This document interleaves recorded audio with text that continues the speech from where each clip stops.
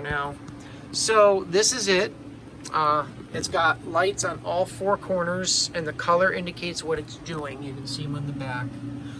The power cords here. You've got on the side your tank water, your RODI water, and your waste. So this is what I have my RODI water in, and it knows when it's empty because you tell it how much is in here, and it will warn you it needs to be refilled and it won't do any more tests, and then you reset it. Wastewater can go anywhere, so I'm using this big jug or 1 gallon pail. It's just sticking in it, and once again I drilled a little tiny hole in there to vent it. Same on here. I drilled, here, let's get the light back on. I drilled the hole right here. You have to do that or else it won't be able to suck it out. Remember, this will squeeze and then the pump can't pump. So the RODI water has to go on the same level as the machine. The wastewater can go anywhere, preferably down versus up. Now the other thing was, and this I do have incorrect, this is my tube that's taking the sample from my tank. It's in your sump right here. You want to put it in the cleanest part of your sump, okay? Now that's my cleanest part right there. It's after the skimmer. It's where there's usually no bubbles or anything. That is not supposed to come up, over, down, and in.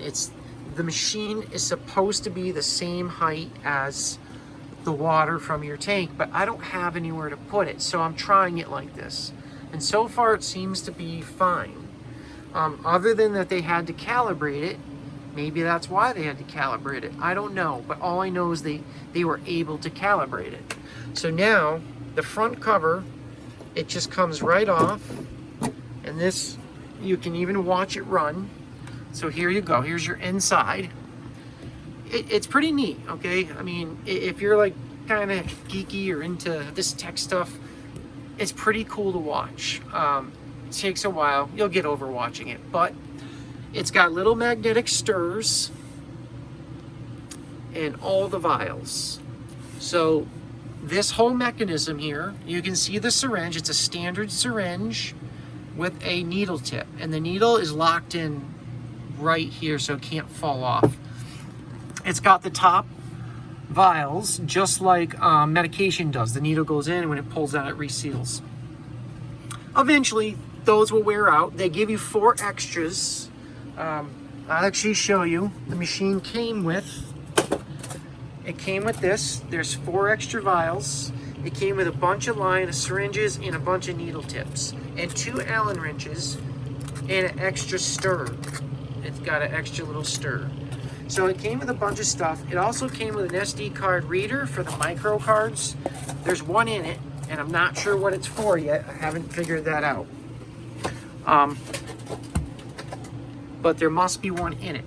It also came with this. This is for sucking this chamber out and calibrating it. You can calibrate the main chamber. It has to have 5 mils in it. You shouldn't have to calibrate it. And don't do it unless they tell you to, because it will screw everything up. I had to do it because I was having issues, but it didn't actually need it. It was fine. You can also calibrate the waste, the RODI water chamber. That's your reservoir. It fills this up, it sucks up the syringe and dumps it out, up and out, up and out. And each time it does, it gives it new water to clean that syringe like new inside. All right, that's the test chamber. It's got little LED lights that can see the color of the chemical change as it adds the chemical. It's got stirrers in every one. Now, let's say for instance, now see these ones here I got labeled. That's calcium 1 and 2. Calcium 1 says in the directions needs to shake this bottle for 20 seconds or something like that. This mechanism, this is the stir, will move over to it and it will spin it for 20 seconds. It will do exactly as what the directions say with every chemical you use. This one here is KH, API, and my pH is still in there because I didn't get my phosphate kit. So this vial's empty. I believe this one's empty. And then I'm gonna change this one and put the phosphate kit I bought is Red Sea, and it's only 2 chemicals. So I'm gonna fill this one up with it and this one and put them next to each other and move these down, and then you just tell the machine where you put the chemicals. I mean, you don't even have to put them next to each other. You can just tell it where they are, and it knows where to go. So overall, it's pretty neat.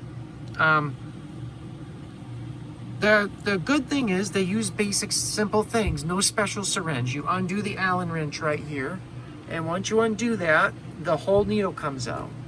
It's up in the up position. So this thing has a plunger. It can pull the plunger up and down, and it can push the whole tray up and down. All right. So overall, there's not a ton to really show on here. God, the light is terrible here. I wish I could show you guys better. Let me see if any of these lights make a difference. No. But anyway, so that's the machine. Now behind the machine, I've never opened. You can see back there, you can see right there, those are the motors for the KMAR dosing heads. Then it's got more motors on the other side. I think it might even have like a high-end stepper motor for this chamber. Your test chamber has to do 5 mils exactly, so it has to be super precise. So it does have a super precise dosing motor in it. This is belt driven, so it moves with a belt.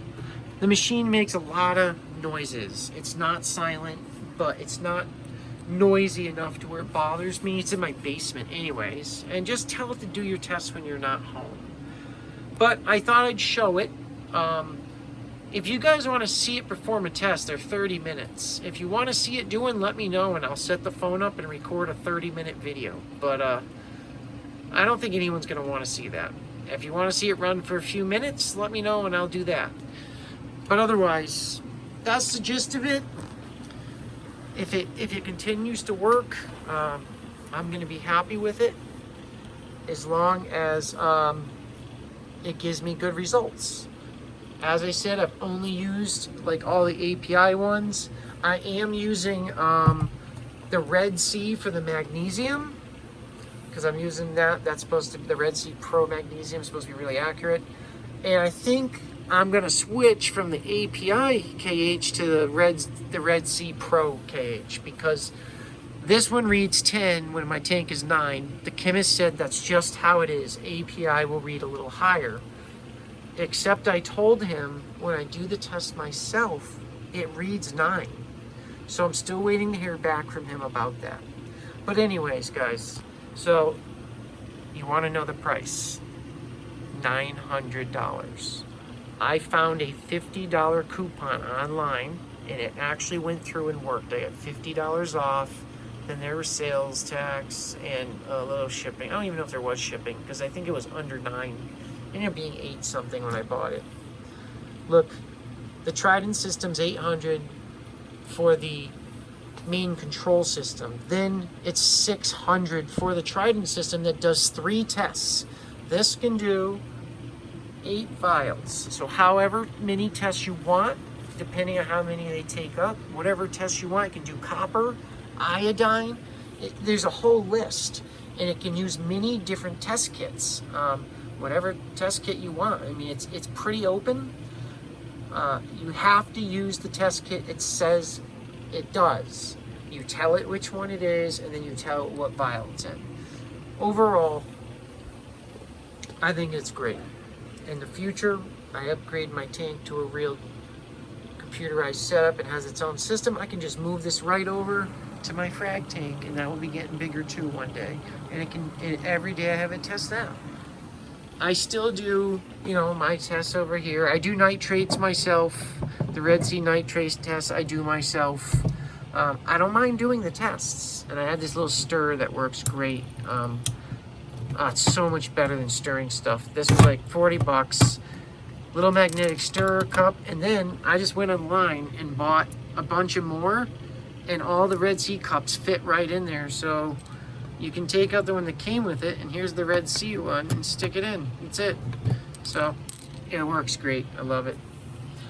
All right, so I think that's about as far as I need to go with this. This was a long video. I'll do my best to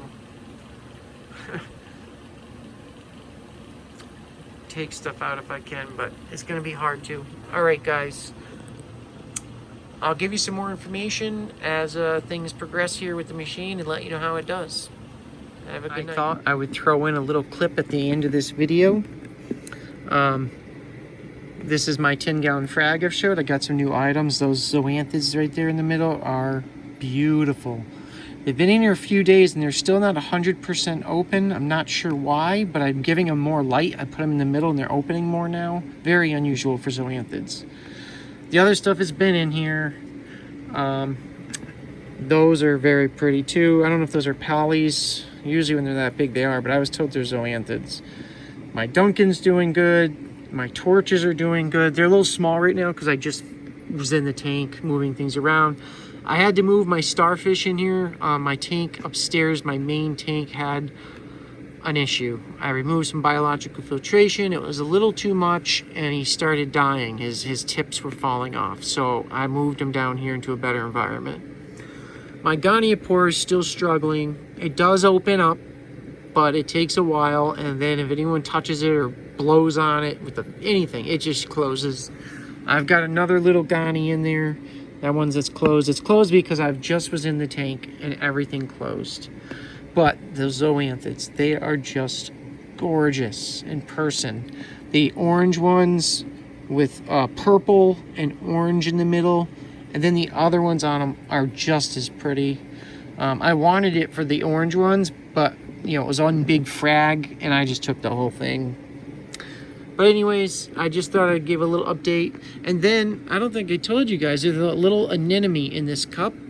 Well, I noticed he shrunk in size in my main tank and I found out he split into two.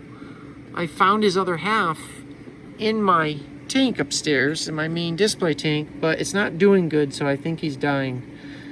But the tank is starting to bounce back. I made another mistake. What can you do?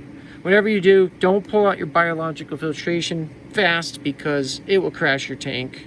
I thought I had enough, pulled some out, and basically a month later it started showing signs of stress.